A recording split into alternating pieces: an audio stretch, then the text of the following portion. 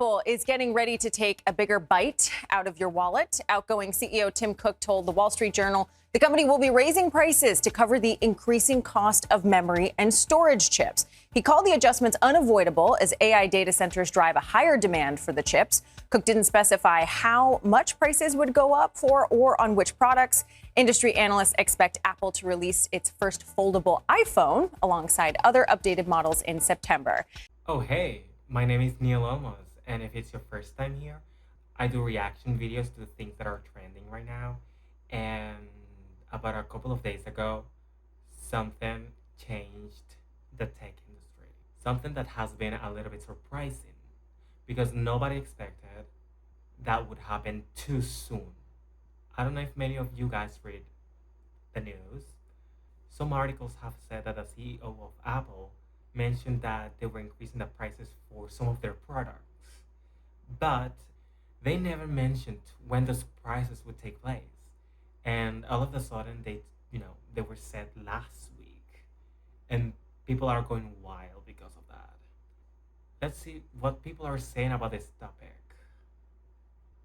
So, Apple CEO Tim Cook recently announced that Apple plans to raise prices on iPhones and other Apple products. And I really want to talk about this for a number of reasons. But first and foremost, according to a Wall Street Journal report, one of the main drivers behind this is the rising cost of memory and storage chips, which, from my understanding, has increased production expenses across the broader tech industry. However, and this is something that I think is relevant and really interesting, but not being widely reported on or even really spoken about, there's also this growing discussion online about Apple's extensive chip development operations in Israel as of the iPhone 17 model. And Apple operates major research centers and development centers there. They have acquired multiple Israeli technology companies over the years. And there are now a bunch of articles and forum investigations that are raising questions about how much Israeli developed technology is actually being incorporated into Apple's hardware ecosystem.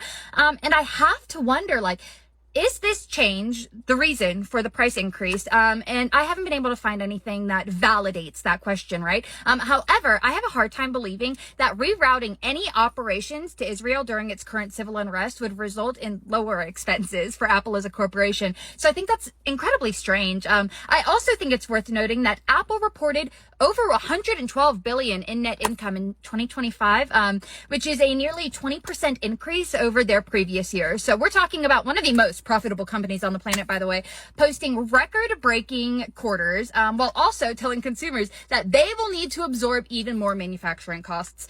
Meanwhile, Apple is also promoting development of a foldable iPhone, even though companies like Samsung and several others have already been selling foldable smartphone devices for years.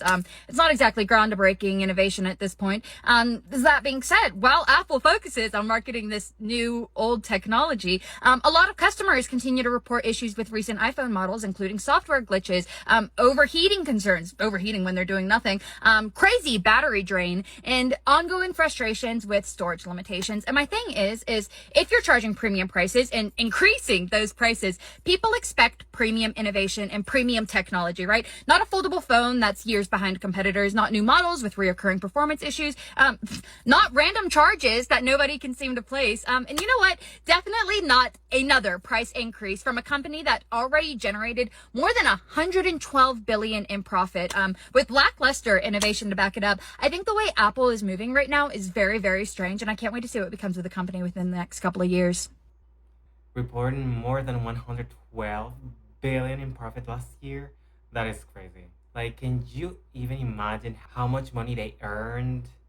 Those shareholders are swimming in money. Anyways, it's kind of sad because us, the consumers, like Apple products a lot. And, in my opinion, I feel they have backstabbed us because now the Apple brand as such is not how it used to be. And in the future, if I need to purchase any other electronic device, I'll do my research with other brands that are cheaper and just go with those. Let's read some of the comments.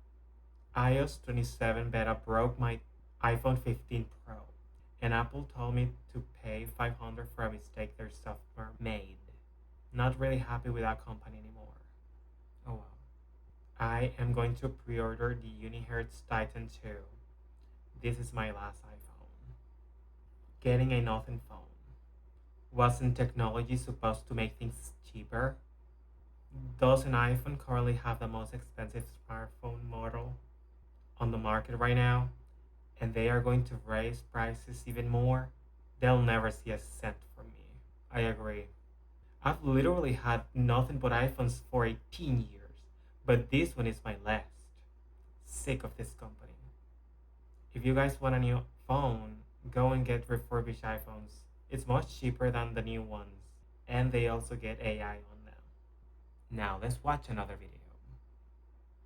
People on Twitter are freaking out after this guy posted an image showing all of Apple's finalized price increases with the percentage increase as well. And to be fair, we did know this increase was coming, but I don't think any of us could have guessed it would have been this extreme. Now, if you were hoping to buy a new Apple product anytime in the near future, let me show you all the new pricing. So starting at the top, the iPad Air is going from $599 to now $799. The MacBook Neo is going from $599 to $699. The MacBook Pro is going from $1699 to $1999. The maxed out Mac Studio's going from $4,000 to $5,300, and then even the Vision Pro's getting an increase from $3,500 to $3,700. The Apple TV, though, really shocked me, $129 to $199. That is a 54% increase. But I think the part that surprises me the most is that Apple stock fell nearly 5% this morning after Apple updated its website pricing, and these are people, mind you, that invest in the stock because they want Apple to do well. They want Apple to be more profitable, and after an announcement that would technically make Apple more profitable, it's weird to see the stock dip at all. And I think collectively we all know that tech prices have gone up,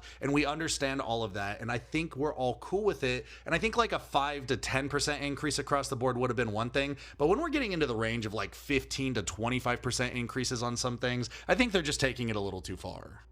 I agree on that, due to that RAM shortages and everything, and all those chip shortages and everything that's going on in the tech industry. A lot of companies are raising up prices, and the consumer is the one that's gonna pay those prices.